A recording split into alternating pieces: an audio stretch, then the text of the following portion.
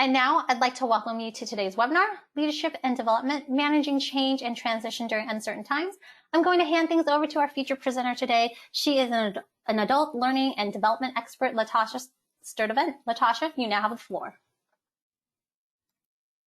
All right, thank you, Maya. Appreciate that so much. Thank you, everyone, for making time to join us this afternoon or this morning, depending on what time zone you might be in. And so I'll just share a little bit about myself so you have a sense of who's here with you and why I'm so passionate about this topic. As an organizational learning and development advisor, I really do have a passion about this topic. My PhD, which is in adult learning and development, really helps ground how I view what I view, and hopefully we'll be able to talk a little bit more about that today. I have over 20 years in teaching, training, organizational development experience in both the education, nonprofit, and corporate environments.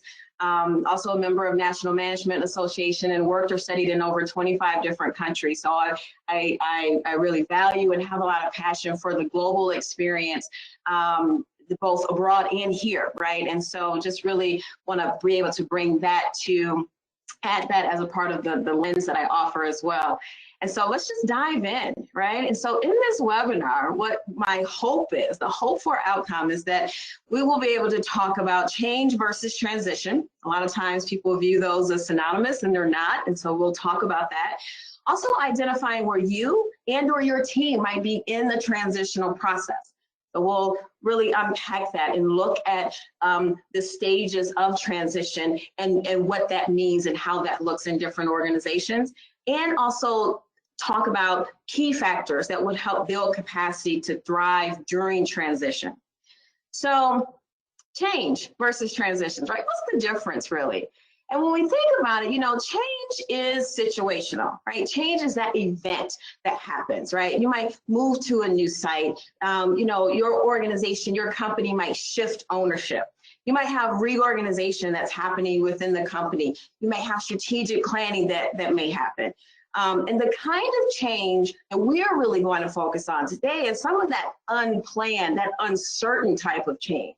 So while on the one hand, you might have change where you are intentionally looking to do a reorganization within your company, or you may intentionally look to apply for a different job. But what we're really talking about is the unanticipated, the ongoing, the uncertain change that is not your typical onboarding process for new staff.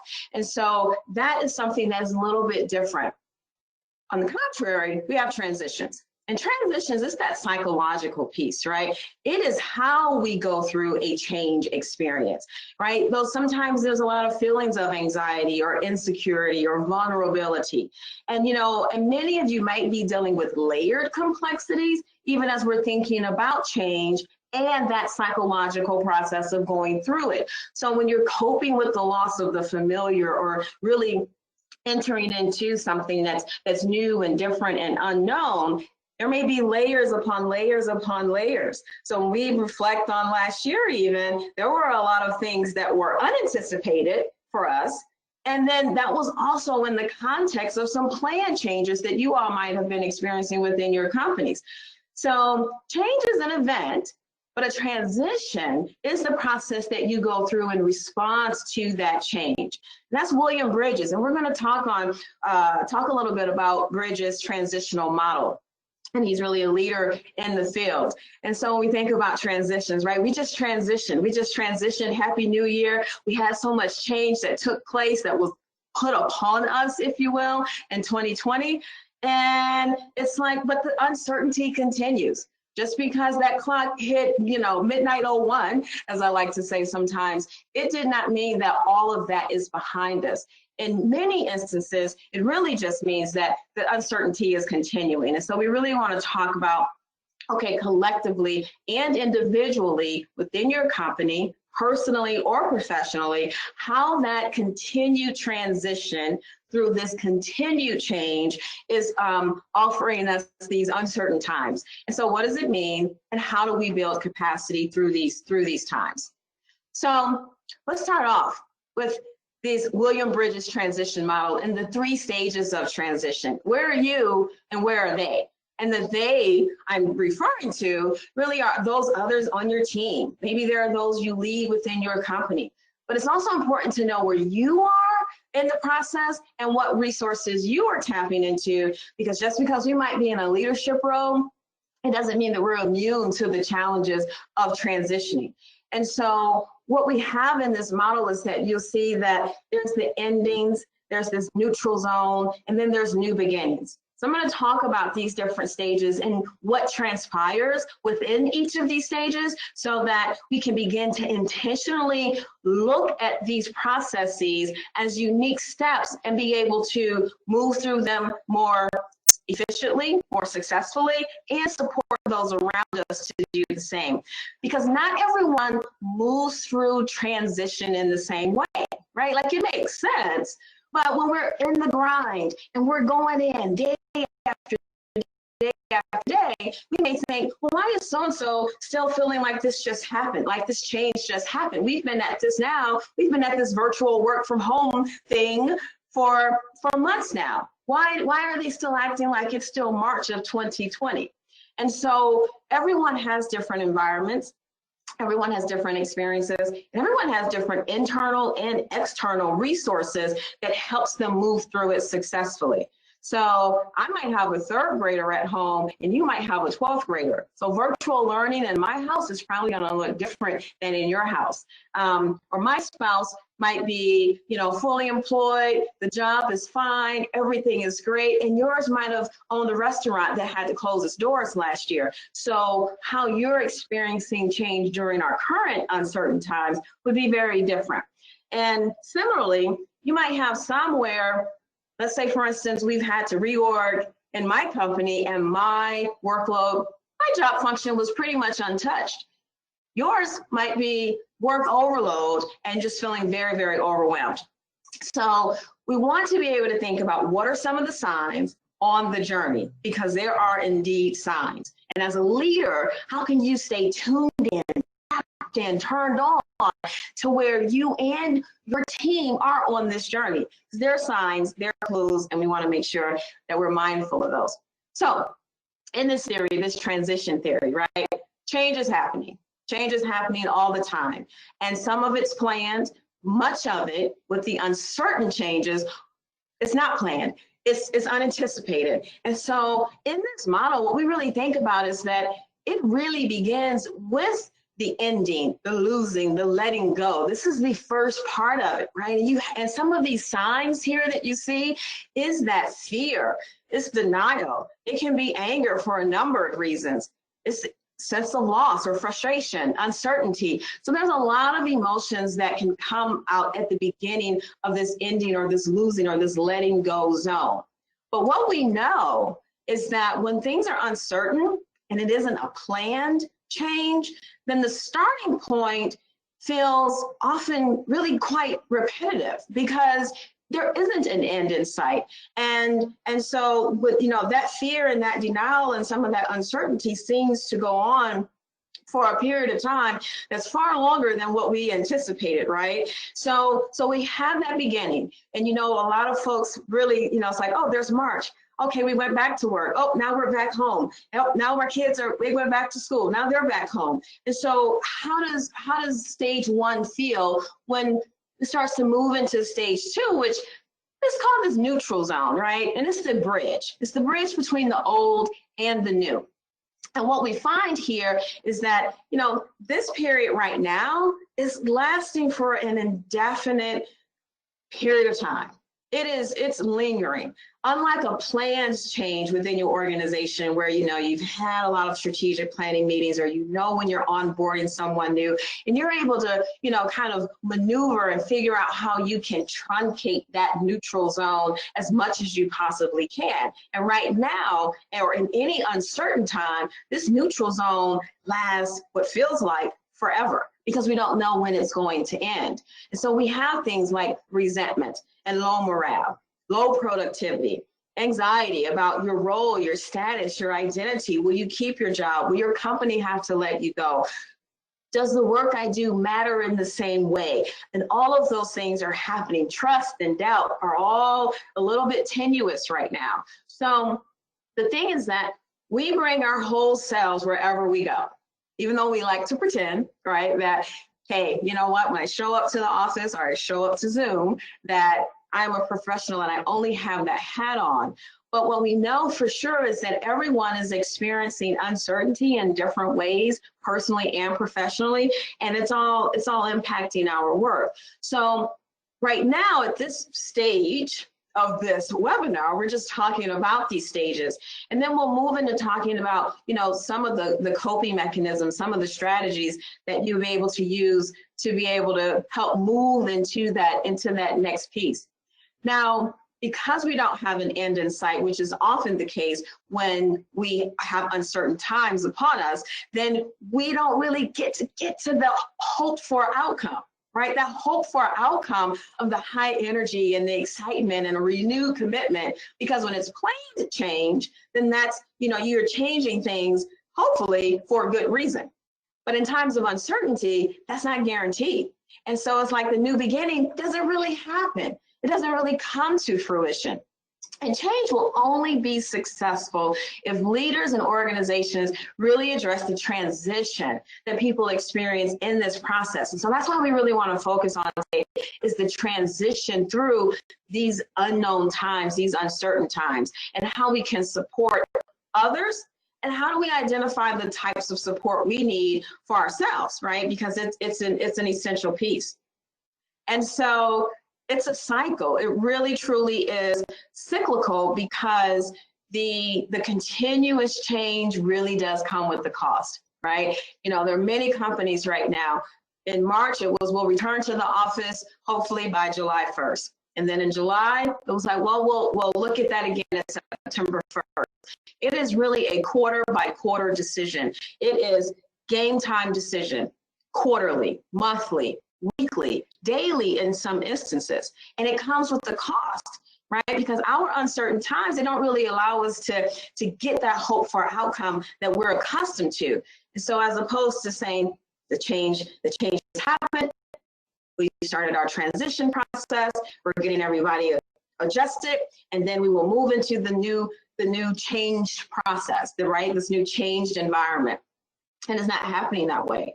And so it's exhausting. It can feel very fatiguing, because it may cost us time, it may cost us money, it may cost us staffing, it may cost a lot of mental energy. And so how do we really cope, right? Just to insert a little humor here, and we're not all gloom and doom, but we don't have to just come undone in the midst of this, right? There are better responses to change than just running and just say, hey, we're doomed. How can we be strategic?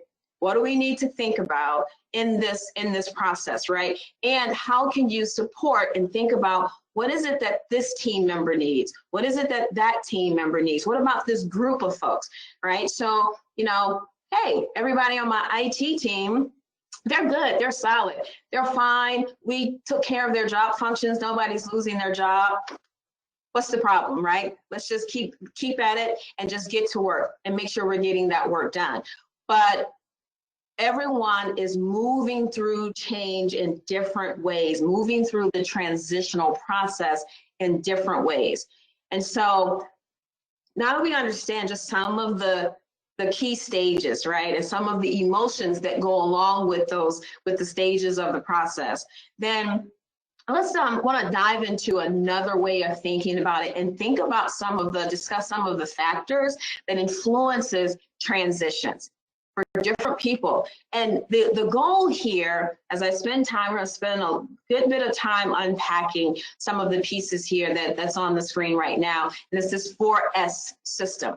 All right, and so this particular theory is Nancy Schlossberg's theory of transitions. And this is talking about what are the key factors that impacts, these key variables that impacts the way in which people transition. So we know that change is different from transition. We know it's an event versus the psychological process of going through it. We understand that there's the beginning, letting go, there's that neutral zone that we're staying in for what feels like an eternity for our current situation. And we also understand that, it's a cycle and people deal with things and may be at different stages of the process. Now we'll enter into, let's explore what some of these variables are that influence transitions and allows people to cope, strategize, move through it more or less successfully, and how you can think about what you will implement, could implement, should implement in your company, in your organization.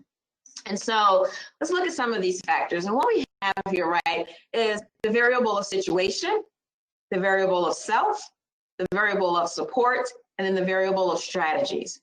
And every individual, many of these variables, they shift. They shift. Not everyone in your company or everyone on your team will have the same assets and liabilities when it comes to these different, these 4 S's. And so when we think about the situation, what triggered the change? What's the timing of the change? So for March, we reflect on March 2020.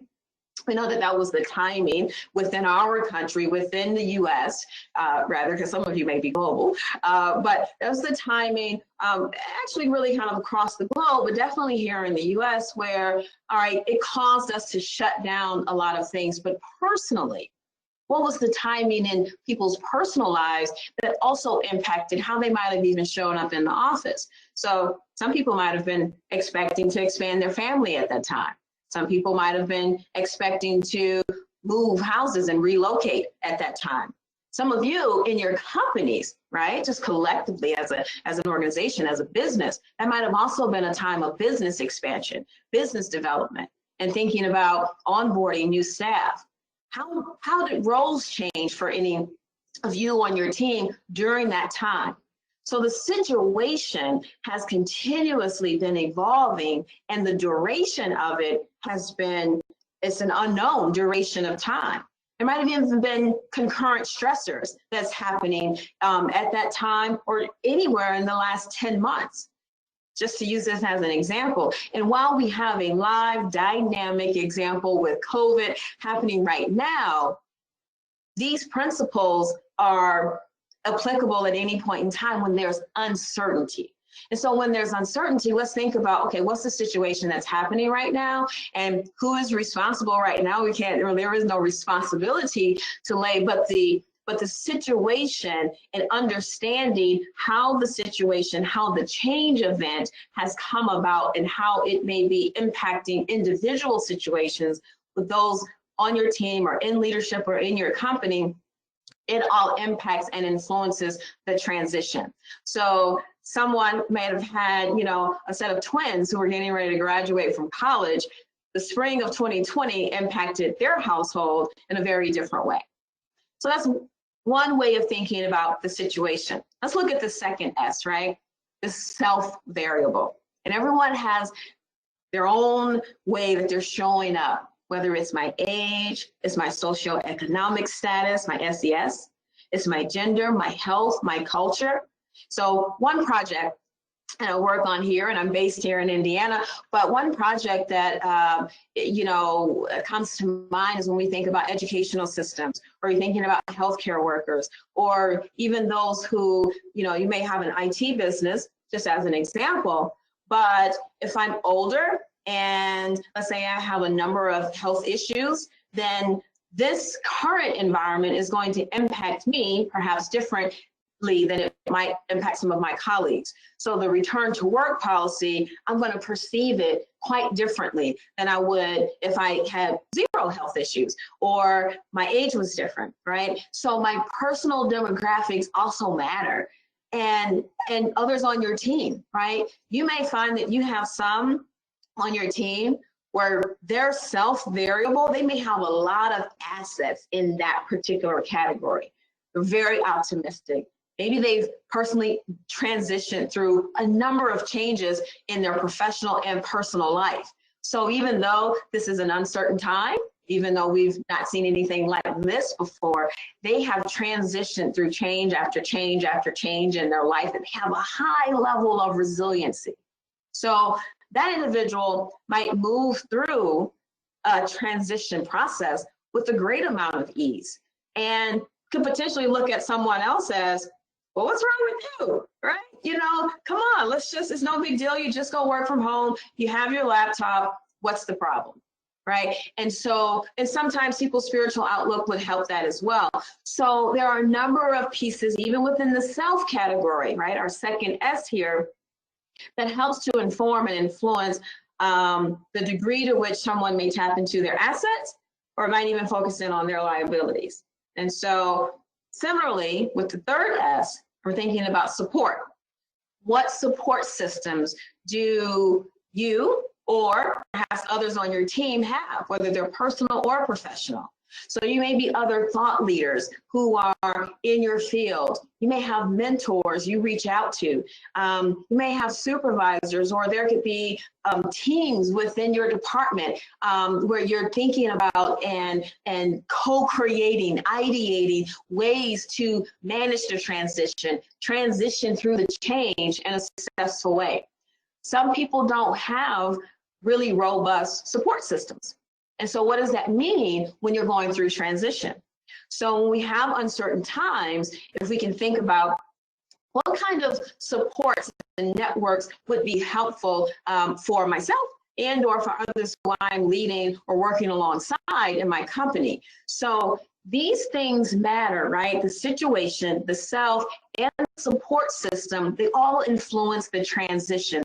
And it influences people's ability to move through these transitional spaces, especially when we're in that second stage that's ongoing during uncertain times. That second stage of just sort of this land of the abyss is what it feels like for many people. And then this fourth S, strategies.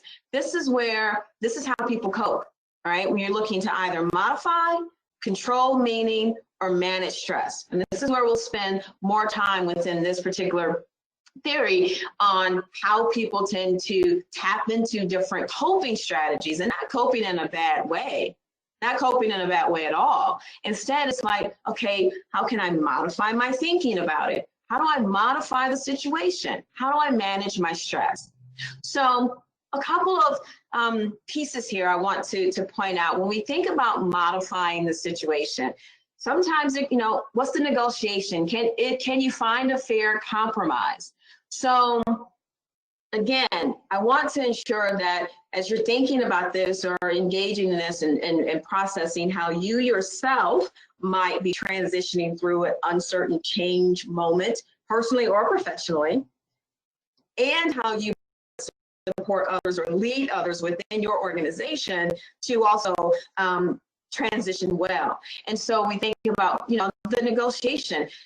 There's one company I've worked with where they were creating their return to work policy. And in creation of that return to work policy, there had to be some negotiation, right? What was a fair compromise? What were some of the self, some of the supports, some of the situations that some of the staff were navigating, and they had to use their voice to share that, so that it was like, you know what, maybe we won't return to work at this particular period of time. Instead, maybe we'll look at returning to work at this time, because the staff began to articulate some of the changes that they were also experiencing at home. And so it's just bringing that to bear. Optimistic action. Can you take action to find a solution? Sometimes during this kind of change, it can really feel that, oh my God, like that one comic there, right? The gloom and doom is happening. This is all happening to me. This is happening to us. This is happening to our company. But what can we do? What action can we take?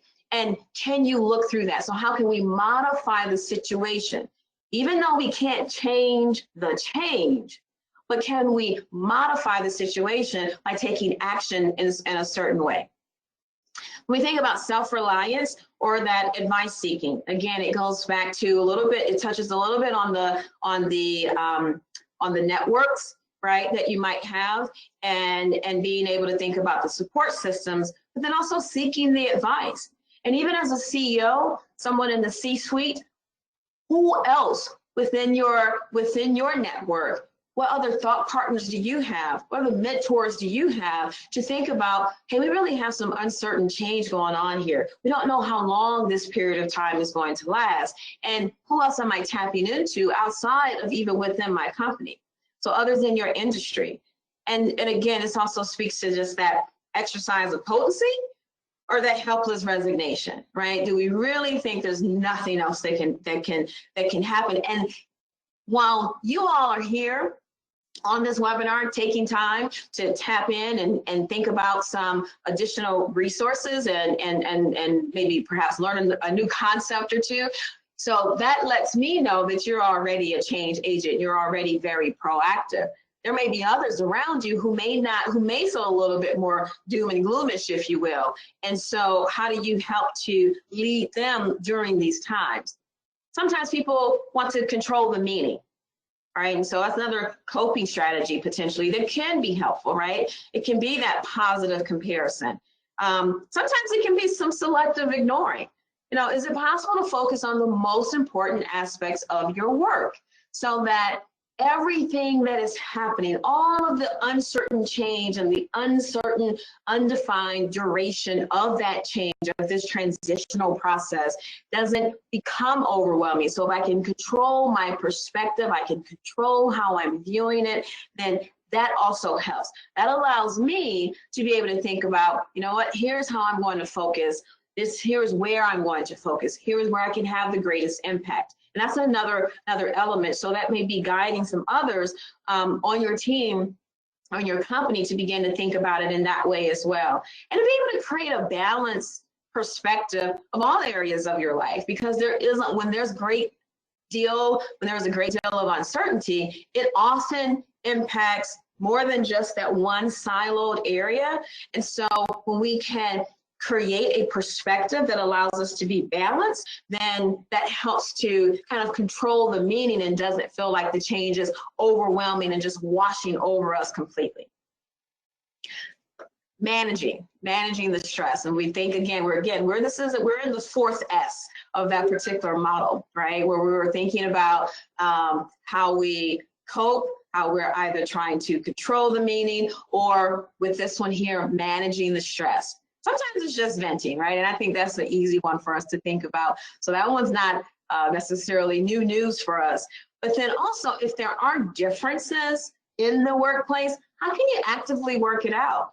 And the other side of that, the other end of that spectrum is sort of passivity isn't always a bad thing, because it means that you don't always have to act in a place of aggression, right? Where it's I don't like this policy, I don't like how the company is making this change, or I don't like how this company is making this particular decision. Sometimes it can be better to stay out of the way, right? When some of those differences might exist, and to pick your battle, or to pick that hill that you're gonna die on.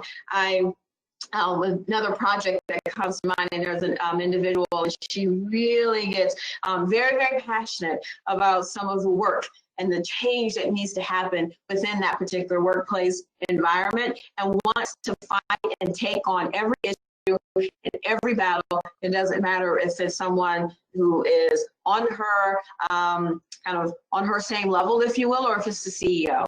And we eventually had to have some coaching conversations around what hills are you really trying to die on, right? What battles do you really need to fight? Because that increases stress for yourself and for others. And it often means that the transition through that change moment is not necessarily the better for everyone involved. So we want to think about that as well. So again, we have our stages of that transitional process. We have coping strategies, and being able to understand, tap in, tune in, turn on to where you and or others on your team really are within that transitional process. So if someone is feeling a lot of anxiety, a lot of anger, a lot of frustration, or perhaps they're despondent and quiet and have started to just really lean back, then it allows for another way to be able to approach them and to have some conversations so that you can understand how best to support them, all right? And really some of the things that we're talking about really does lean into authentic leadership, having some courageous conversations, and really tapping into some of the key elements of emotional intelligence, or just being able to think about, how can I be responsive to others on my team, or even myself, right? As I think about some of the emotional pieces that people are going through during times of change. And so I just want to talk through a couple of ways, some other additional strategies that you all can take back to your workplaces, that you can begin to think on and mull over. And then I'll also end with a couple of classes that New Horizons offers that really helps to hone some of the skills that we've discussed here. And so what you see that, the level of understanding and support that truly requires leaning into high levels of leadership and developing key skills, are some of the pieces that we'll see that this kind of highlights, that this unearths. So when we're in that second stage that we are in right now, sort of as a country, and even many of you might be experiencing within your particular companies, while there's uncertainty, while there is a ill-defined duration of time, this can be a great time for creativity, for increased innovation, for renewal, if we can encourage people to try those new ways of thinking or working, right? So many companies are really learning new ways to shift and to be agile and to pivot, which is one of the probably key words used during 2020. But it is, right? Necessity is the mother of invention. And so how we can use this time is really key. And to be able to use it in a way that allows others to shine, and allows many staff to maybe showcase some skills and thinking and innovative ways of doing business that were not required, that weren't necessary in the past.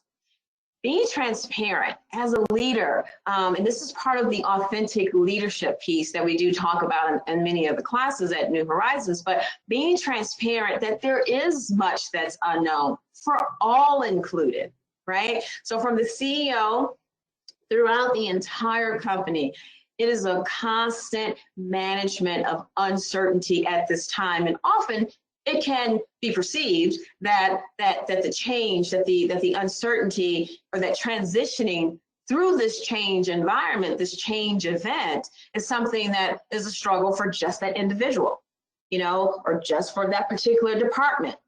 But if it's not communicated across the organization in a really authentic and transparent way, that, hey, here are the things that we don't know. Here are the things that we do know. And that in and of itself can help manage some of that uncertainty. It's just to say, this is what it is.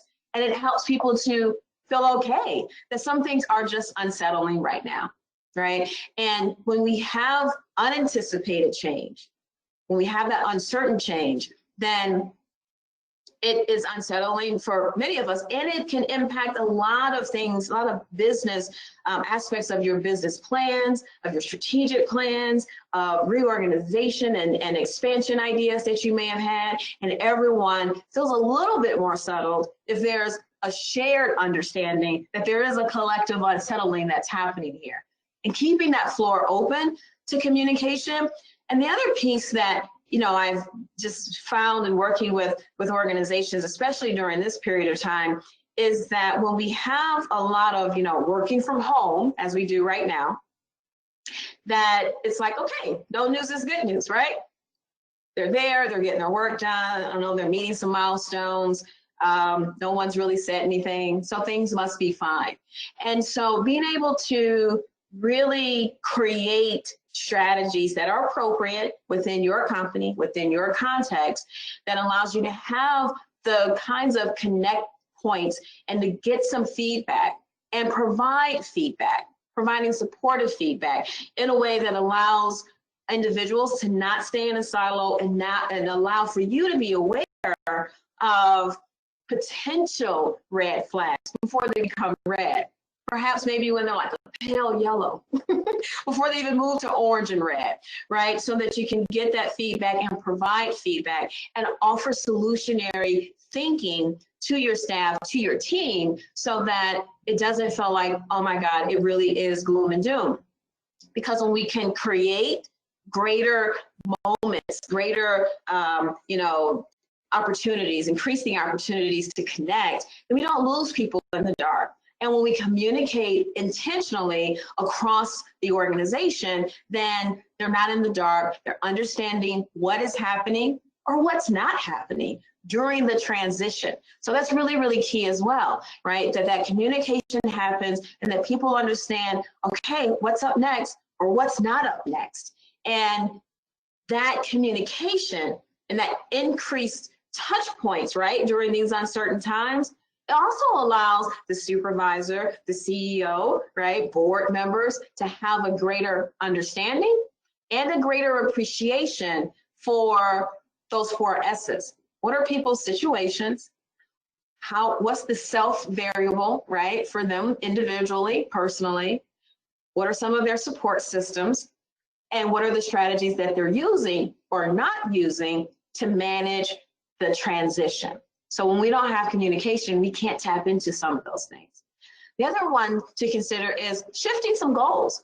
When we have uncertain change, but we want to plow on as though business should operate as usual. We want to have the same kind of meetings. We want to, have those same targets. We create another level of stress. And so how might the executive team, how might department leads, how might team leads begin to perhaps revision what some of those goals are? Or maybe you keep some of your long-term goals, but you shift some of your short-term or create more short-term or immediate goals so that people can experience some quick wins. It will go a long way to helping, to really boost that morale and perhaps increase productivity when people can say, okay, you know what, now we've got some weekly, some monthly, some bi-weekly goals as opposed to our quarterly or biannual or annual goals. And we want to be able to help people manage workloads. Again, the increased touch points help with that. So if we can manage the workloads by either deprioritizing some types of work or by bringing in extra resources. So oftentimes, again, it's those increased touch points will allow for this, then this is a way to help modify the situation, right? We touched on one of those strategies, right? One of those coping strategies. And as a supervisor, as a leader, that might, be a good way to serve as a thought partner. Because while we may have an expectation that that particular staff member should approach me with how they should deprioritize or reprioritize their work or what resources they need. But people always want to please.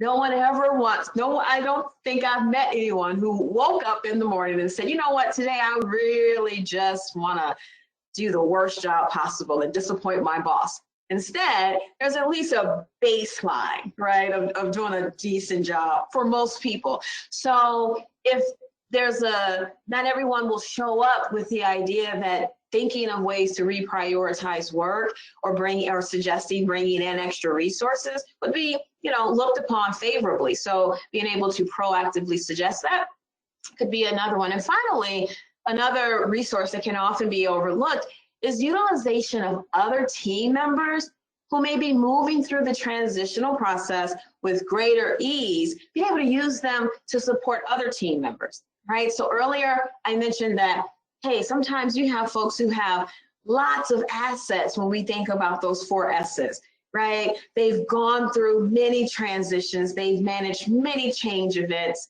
they have high resources, they're able to tap into their variable of self, they have a great outlook, and how can they, during uncertain times, also be a resource for the team or within the company? And it doesn't have to be that you're relying on everyone in their siloed environment to be able to bring what they need to the forefront, or you yourself as a leader, right, needs to be the one to try and manage everything and check in on everyone. So another way to be able to lead through transition and think about some of the other ways to be able to tap into those who are great resources on your team. So, as we come to a close, I just want to share some of the classes that's offered through New Horizons that help to build some of the skills that we've discussed today.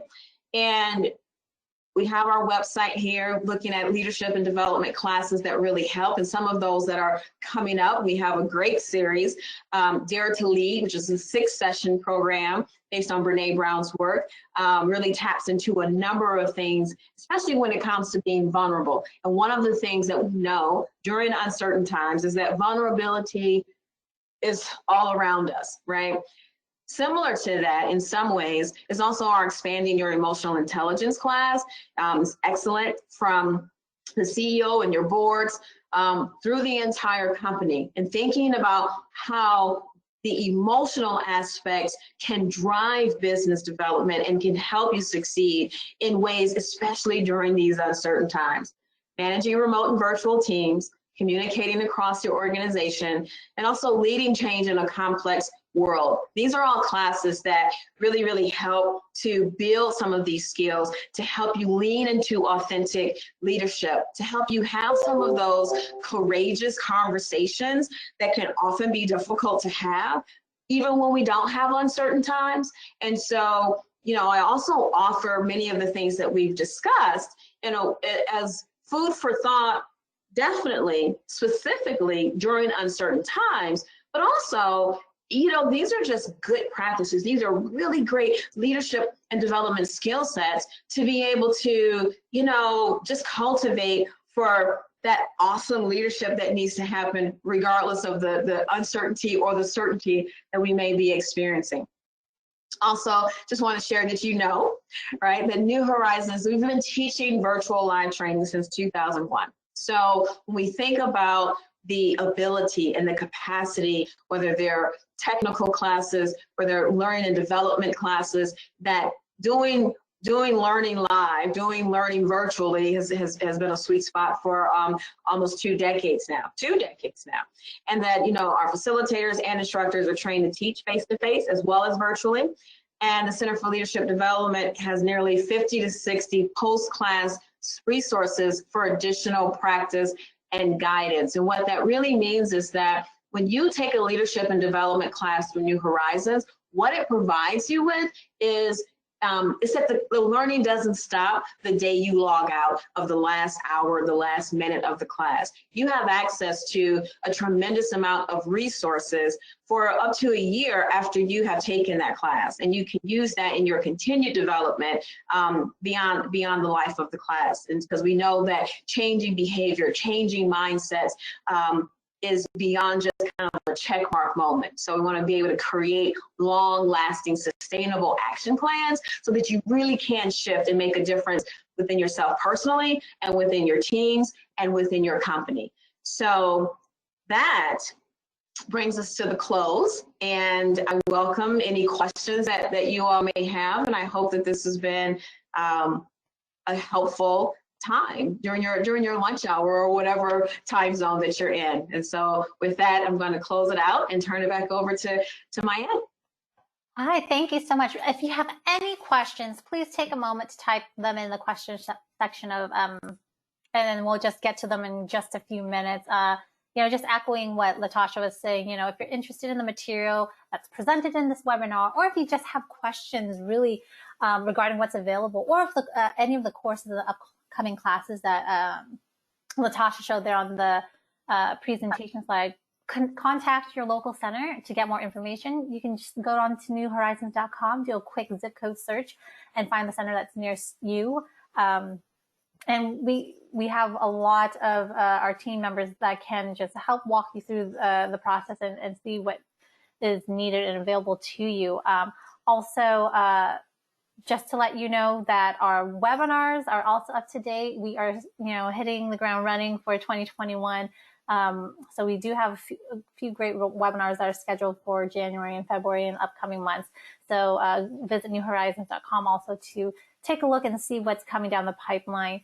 Just a quick reminder that this session is being recorded. You'll receive the link later today for you to review anything, to share with anyone, and make sure to be on the lookout for that. So we do have a couple questions here. I'll start out with a couple here. Excuse me. The first question is, how do you navigate through work projects when clear roles and responsibilities do not officially exist? Repeat that one more time. Sorry, Maya. Sure. The first question is, how do you navigate through work projects when clear roles and responsibilities do not officially exist? Well, one question I would sort of ask in response to that, is there a possibility to be able to create, to define and create some of those roles and responsibilities, even in that moment, even if it's just for that project, right? So we think about, even as I think about, just a project from a project manager's perspective, then, so perhaps the roles and responsibilities may be non-existent prior to that project coming on board, but how can the players in that moment, whether it's a team of 5 or it's an entire department, how might they then create for themselves, who's on first and who's responsible for what? So might there be an opportunity to surface assumptions? I'm a big fan of that always. And what I mean by that is to have that conversation within the team, whatever team of people, whatever group of people are now responsible for moving that project. How can you say, I come to this table and here is what I am assuming. Here's what I'm assuming about my role, and here's what I'm assuming about others. And for everyone to just share that. It doesn't have to be long, doesn't be too complicated, right? And then create some shared agreements. And then to be able to move forward what that hope for outcome is. And so I think those are just a couple of things that I would immediately offer in regards to that, is that they may not have been defined on the front end. I think there's an opportunity for a group of people to come surface the assumptions, create shared agreements, and that and just lean into having that conversation to be able to do that. Great. The next question that came up is, understanding all the uncertainty and stress, how do you connect with a team member to learn about maybe what their situation is right now without prying or probing too much? Mm-hmm. Great question, right? Because it's not like, oh, well, how many kids do you have at home? And, did your husband lose his job? And, those are, we can tend to be very private people. Or oftentimes we do have those who might be. And I think that one of the ways that some companies and organizations are experiencing some success is to create some natural environments. Again, and this speaks to a little bit of just some good practices, even during certain times, right? Where you can, maybe there's the weekly coffee, maybe there's some buddying up and checking in, maybe there's just those, you don't have the water cooler conversation often during the working from home, remote working times, but there are some virtual ways to casually connect.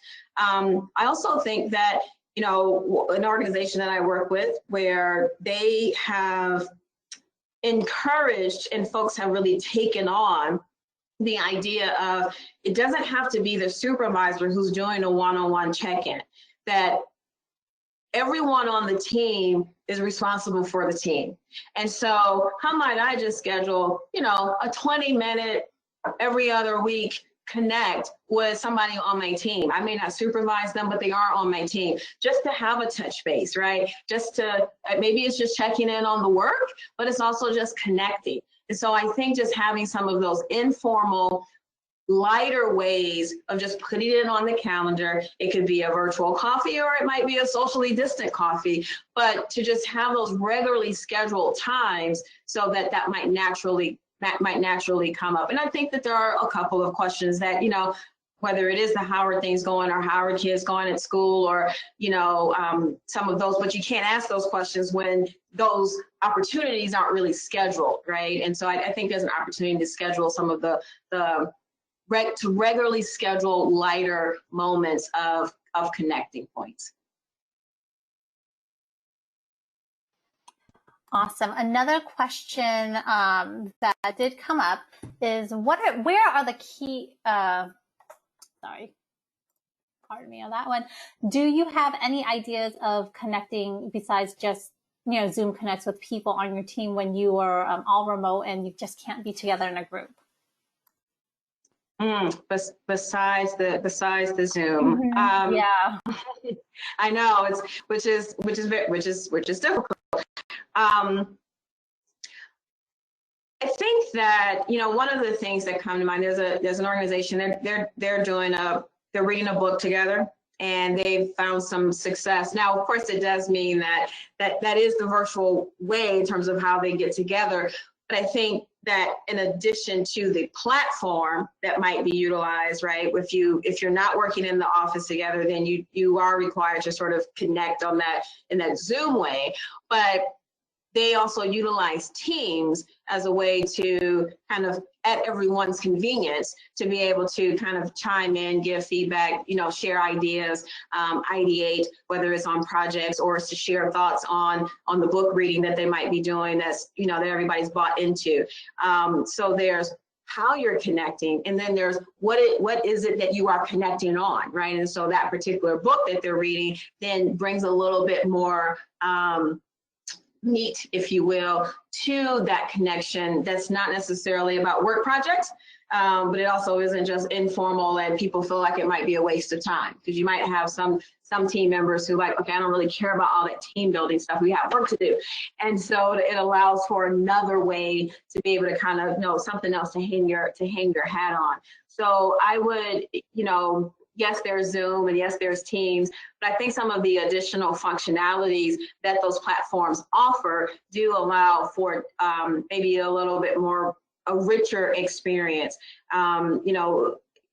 One company, where they have their large staff meetings, and they are doing them online now, and they utilize Zoom. And so, you might have 50 people. It's a smaller company, but when you have 50 people on Zoom, that's a lot of people. But they use the breakout rooms, right? And then they have some fun things that happen even within the breakout rooms and then coming back together. So I think there's opportunity to even explore how you might further, to really utilize the full functionality of a lot of the platforms, and or shift or add to the content and what it is that you are discussing during those times. Great. Just a couple more questions here. Is there a good way to let people vent or release some of that stress that they're holding in, so they can just breathe and feel better, especially in this climate, we're all home and working remote. It's easier to do that when you're in office. You just, kind of just take a 5-minute break and just kind of, vent with a coworker or friend. But now that everyone's home, you kind of don't have that outlet. What is a good way in order to do that? Yeah, great question. These are awesome questions.